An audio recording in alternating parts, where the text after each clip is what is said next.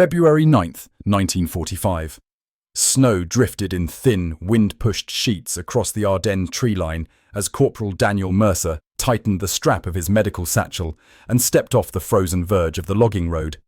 His boots cracked through the crust of ice with each step, the sound far too loud for a man who knew Germans had been spotted in these woods only hours ago. He wasn't supposed to be here. Medics weren't meant to scout ahead, weren't meant to take point.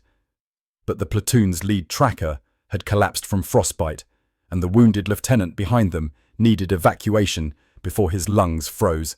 Mercer adjusted the Red Cross band on his arm, knowing full well it meant less and less this late in the war. The Germans honoured it when they felt like it. Other times they didn't. And today, with visibility collapsing and the forest muffling every sound, the medic felt the uneasy certainty that the snow wasn't the only thing moving out there.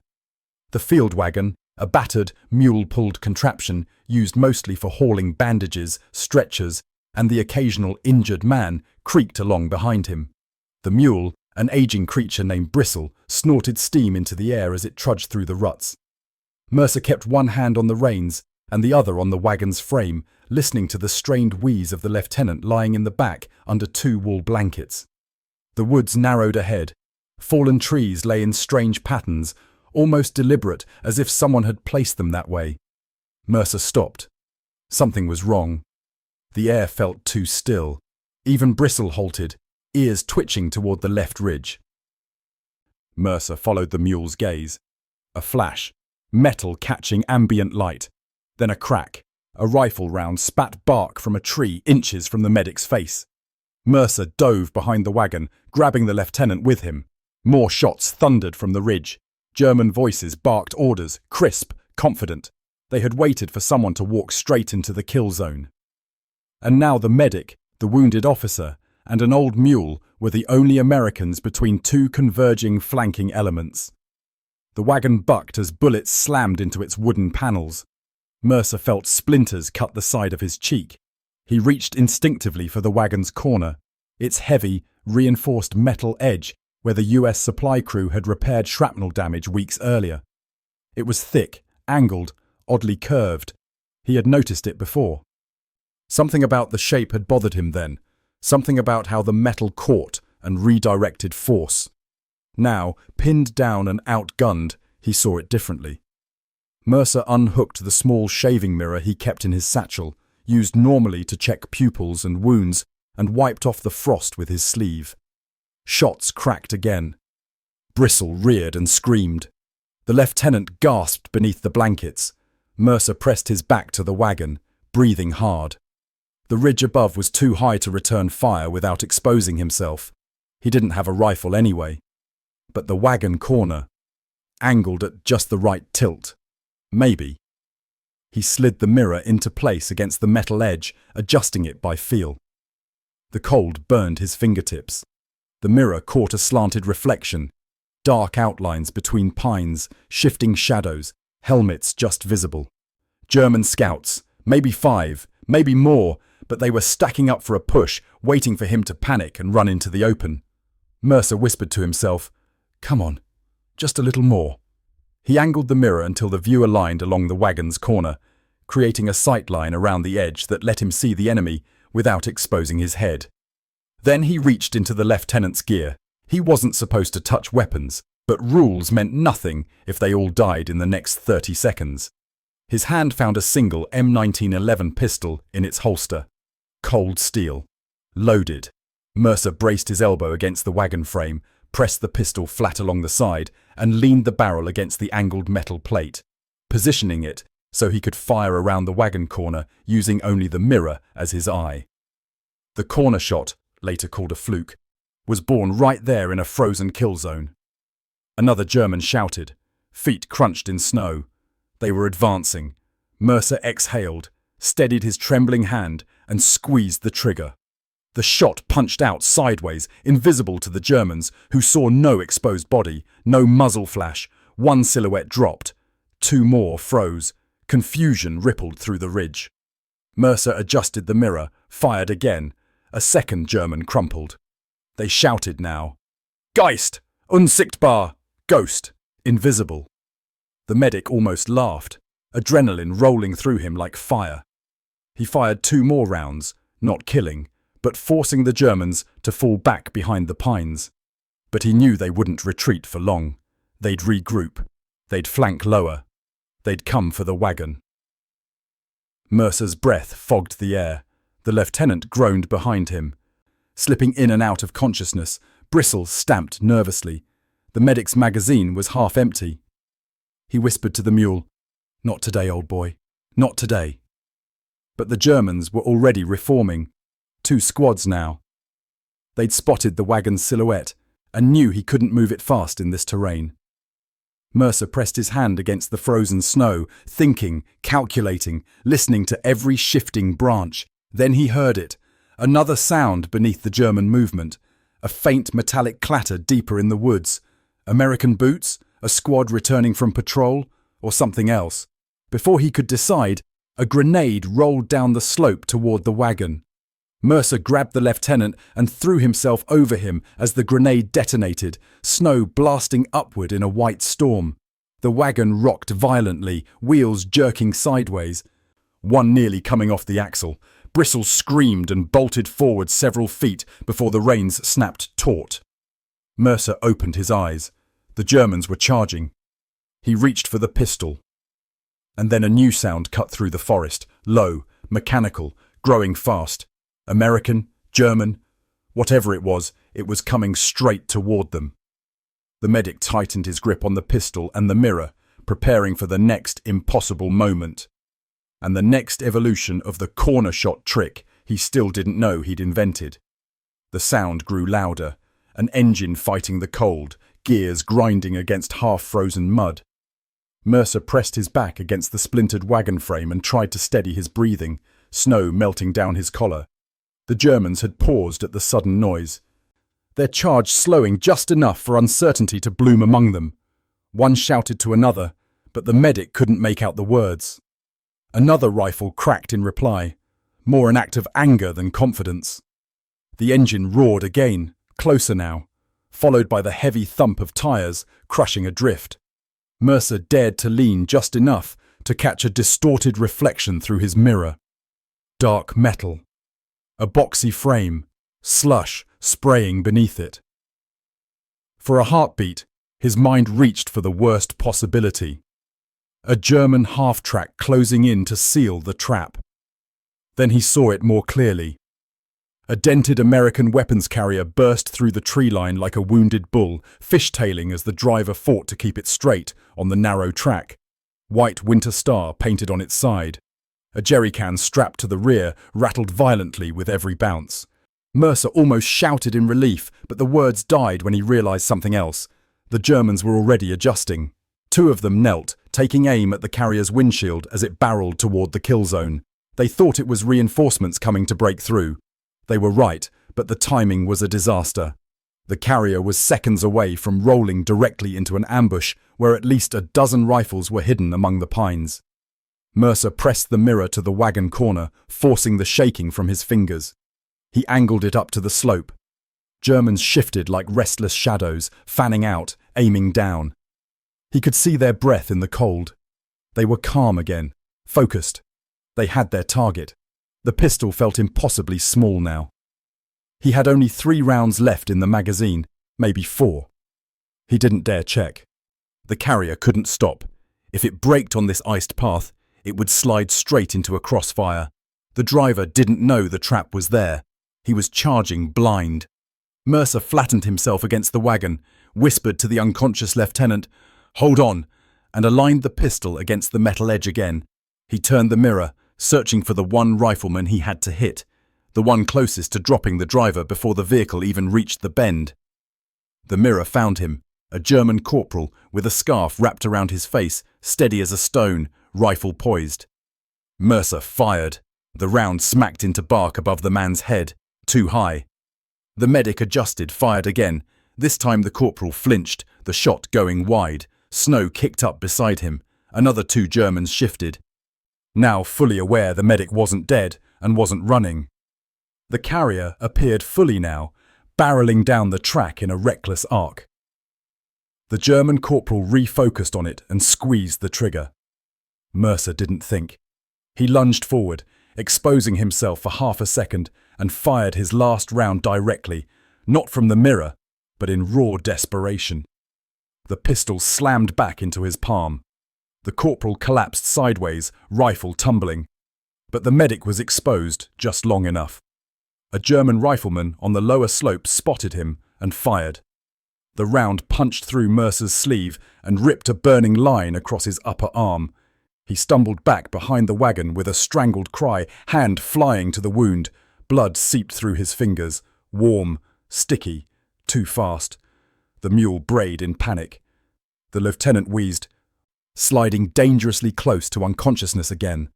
The medic clenched his jaw and forced himself upright, pain slashing across his nerves. He had no bullets left, no grenades, no rifle, nothing but a mirror, a dying man, and a wagon made of wood and stubborn engineering. The carrier skidded to a stop just short of the kill zone, the driver finally realizing something was wrong. The passenger, a sergeant, leaned out, shouting something Mercer couldn't hear. They gestured frantically for him to move, but he couldn't. Not with the lieutenant, not with the wagon shot to pieces. The Germans regrouped. They had numbers, rifles, and the high ground. And now they had a stationary target, the two men in the carrier. Mercer forced himself to think. The wagon was angled between two fallen trees. The Germans held the slope. The carrier blocked the road. The Americans had nowhere to go. He pressed a hand against the wagon's underside, feeling the metal braces and the thick bolts. Wheels cracked, but still attached. The front axle creaked. And then he noticed something he'd missed earlier. The right side of the wagon sat on a slight mound, lifting its left corner higher than the other. When he moved under it to check the lieutenant, the shift had seemed minor. Now, with his pulse hammering and the Germans pushing forward, he saw something else. The wagon wasn't stable. Not if pushed hard in one direction. Bristle pawed the snow nervously, ears flattening. The medic whispered, "Come on, just one more time." Using his good arm, he gripped the wagon frame and shoved with every ounce of strength he had left. The wagon lurched. The Germans shouted. Mercer shoved again, harder, forcing pain through gritted teeth. The wagon tipped, slowly at first, then faster.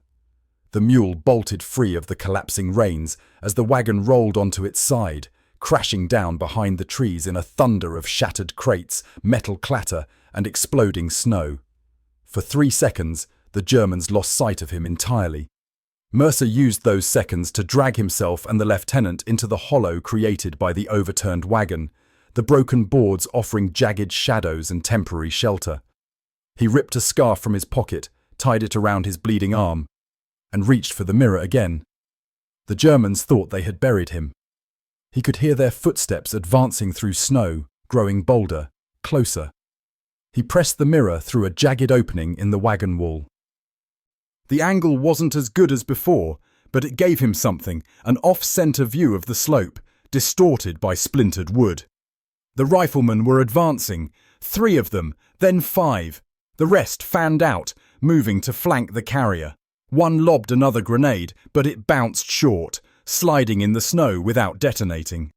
Mercer twisted the mirror back toward the carrier. The sergeant inside was digging for something. A flare gun. The driver was shouting for him to wait, but the sergeant wasn't listening. He was aiming upward, toward the ridge, intending to blind the Germans long enough to give them room to move. Mercer felt the cold seize his throat. If the flare fired high, it might work. If it hit too low, it would illuminate everything, including Mercer and the wounded lieutenant trapped behind a thin wall of broken planks. The sergeant fired.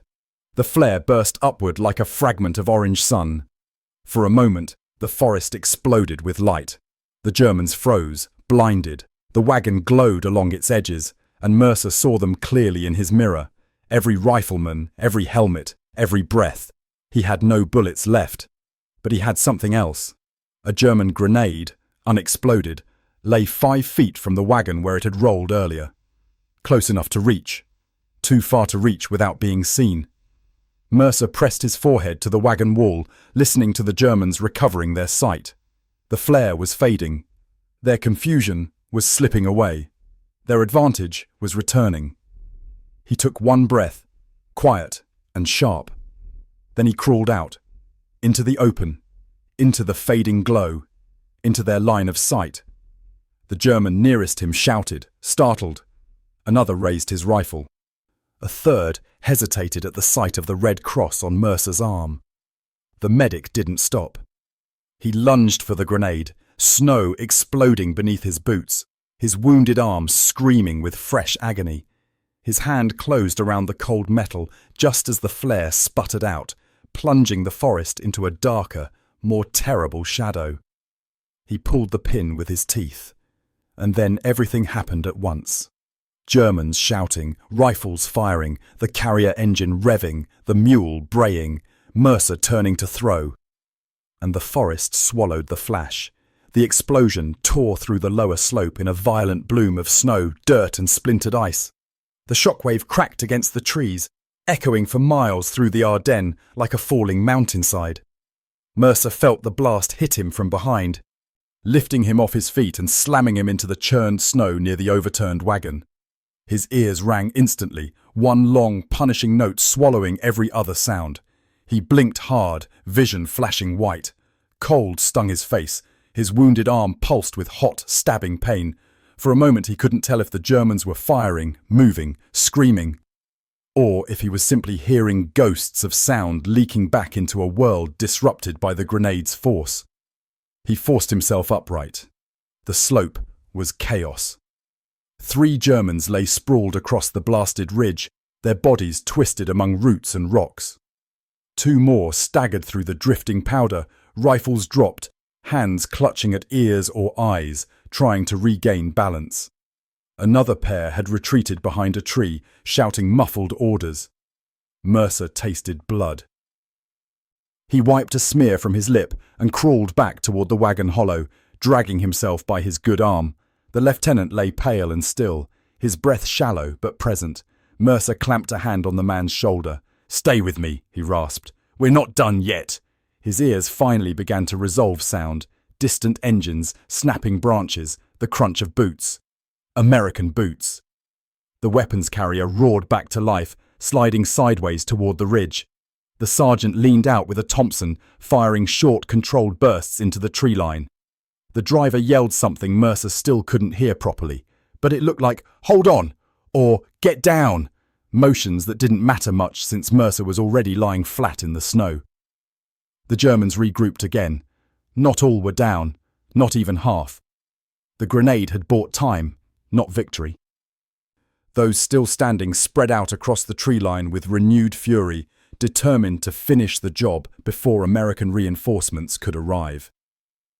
They moved like dark shapes, weaving through the white and grey, one circling low, another high, 2 pushing toward the carrier. The sergeant's Thompson chattered. Snow puffed from tree trunks. A German yelped and fell. Another dropped to a knee and fired back, the round smacking against the carrier's hood. Mercer pressed his head against the wagon's cold metal, thinking. He had thrown his last grenade. He had no bullets left. The wagon was overturned, but its broken boards and metal braces still formed a partial shell around him and the lieutenant. Bristle the mule had vanished deeper into the woods, reins dragging behind. The Germans weren't breaking. They were angry, determined, methodical. And they still held the high ground. The medic leaned out just far enough to spot one German creeping low behind a fallen fir. He was within 20 yards of the carrier. Too close. Too close for the sergeant to catch him without shifting attention and exposing himself. Mercer scanned the debris around him. Splintered crates, torn canvas, medical tins, a broken lantern, a spray of glass from smashed morphine vials, and at the wagon's underside, battered metal jerrycan brackets still attached to the frame. He froze. The wagon had carried kerosene for field stoves earlier that morning. A half-full canister had been strapped underneath. He reached beneath the wreck, hands trembling, fingers sliding across cold metal. Yes, there it was. The jerrycan hadn't ruptured. It was dented, scuffed, but intact, sloshing faintly when he moved it. Mercer's breath caught. The Germans were closing in. If they reached the carrier, the sergeant and driver were dead. If they reached the wagon, the lieutenant had no chance. The medic looked at the jerrycan, then at the shattered lantern lying near his knee, its wick still faintly warm from the flare's reflected heat. He pulled them together. His ears rang harder as he unscrewed the lantern's top and dipped the wick into the kerosene pooling at the bottom of the wagon's overturned frame. He tore a strip from his undershirt, wound it around the wick, and soaked it. His hands shook with cold and terror. He wasn't a demolitions expert, he wasn't even a rifleman. But he understood fire. He'd used lanterns in snowbound stations in Belgium, had seen how fast kerosene spread on icy surfaces. He struck the flint. A weak spark, another. Finally, flame, small but hungry. He held the lantern wick until it caught properly, then kicked the burning scrap toward the jerrycan's side. The flame licked at it, caught a thin line of leaking fuel, and suddenly there was a creeping tongue of fire slithering up the wagon's underside. Mercer braced himself, grabbed the lieutenant, and rolled him deeper into the hollow. "Close your eyes," he murmured, unsure if the man could even hear. The fire spread. The Germans saw the glow, hesitated, shouted. One barked an order and pointed downhill. Too late. The jerrycan ignited in a violent eruption of fire and pressure that blasted outward like a furnace door flung open. The wagon shuddered as the explosion punched through its frame, sending burning fragments into the lower slope. Flames roared across the snow, searing oxygen, filling the air with acrid smoke. The Germans closest to the blast staggered back in panic. One fell, cloak aflame. Another dropped his rifle and rolled frantically in the snow. The sergeant in the carrier seized the opening. He shouted something. Mercer could finally hear faint fragments now. "Move! Go!" And the carrier lurched forward, engines screaming as it charged up the right side of the slope to flank the remaining ambushers. The Germans weren't expecting aggression, not from two men, not after the chaos of explosions. They faltered. One fired wildly, another scrambled behind a log. The carrier skid-turned, mud spraying, and the driver clipped a tree trunk but kept going, engine howling. Mercer crawled from the burning wagon hollow, dragging the lieutenant with him into the new smoke curtain. The air felt thick, heavy, bitter. His injured arm throbbed with every movement, but he didn't stop. He needed to move them away before the flames reached the wagon's bandage tins and detonated the alcohol, since everything was soaked with fumes. He spotted Bristle emerging from the trees, trembling, but alive. The mule stood frozen for a moment, ears rotating in every direction. Then it stepped hesitantly toward Mercer, as if pulled by instinct or loyalty. "Good boy," Mercer breathed. He dragged the lieutenant toward the mule with slow, agonizing progress. Behind him, the firefight intensified again. Thompson bursts, German shouts, the crunch of boots in frantic movement. The fire cast a hellish orange glow across the lower slope, silhouettes darting through it like shadows in an inferno. Mercer hoisted the lieutenant onto the mule's back, barely managing with one arm. The lieutenant groaned, but at least he was still alive. The mule stood steady, sensing the urgency. The medic turned back toward the burning wagon one last time. Sparks spiraled upward into the dark canopy. The flames were taller now, consuming everything they touched. And amid the blaze, the warped metal corner, the strange angled piece that had let him fire unseen, gleamed like a twisted relic. The corner shot. A trick born of desperation, improvisation, and a medic's refusal to die quietly. The gunfire began to fade. German voices retreated, broken, disorganized. The carrier pushed deeper into the trees, chasing the last of them off or forcing them to scatter. Mercer leaned against the mule's flank, suddenly aware of how heavy his body felt, how cold the wind had become, how warm the blood down his arm still was. He clutched the reins loosely and looked at the lieutenant's pale face. "We're going home," he whispered. The sergeant jogged down from the ridge, breath smoking in the frozen air. He stopped short when he saw Mercer, burned, bloodied, exhausted, but standing. "Medic!" he shouted. "You all right? We thought—" Mercer shook his head weakly. "Later. Help me get him back before he crashes." The sergeant nodded, waving to the driver. Together they steadied the mule and began leading them away from the flaming wreckage, away from the bloody snow, away from the hill where a German ambush had nearly ended 6 American lives. As they moved into the deeper forest, Mercer glanced back one final time. The fire crackled behind them, lighting the trees with a fading orange pulse. Snowflakes drifted through the smoke, hissing as they melted on the heated metal. The wagon corner, blackened, twisted, battered, glimmered for a moment longer before collapsing into the snow. By the next morning, soldiers would come across the scene and ask how a lone medic and a wounded officer survived an ambush set by nearly 20 Germans. They would hear pieces, explosions, fire, the charging carrier. But the strangest detail repeated by both the sergeant and the surviving Germans would be the one they struggled to believe.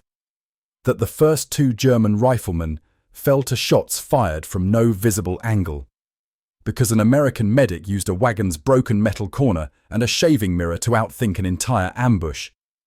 And long before anyone called it a corner shot, long before commanders attempted to replicate it for urban warfare drills, it existed only in one place, a frozen hillside in the Ardennes, a medic refusing to die, a mirror, a wagon, a moment,